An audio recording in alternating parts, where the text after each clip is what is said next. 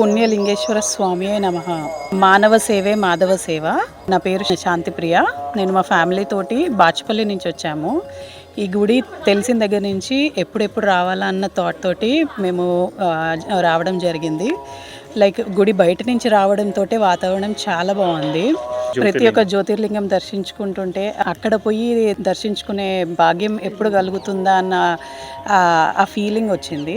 మహాశివరాత్రికి స్వామివారి కళ్యాణం జరుగుతుంది. భక్తులు అధిక సంఖ్యలో రావాలి. అలాగే జాగరణ చేసే వాళ్ళకు కూడా ఇక్కడ ఏర్పాట్లన్నీ ఉన్నాయి. వచ్చి దర్శించుకోవాలని కోరుకుంటున్నాం. జై బోలో పుణ్యలింగేశ్వర స్వామికి.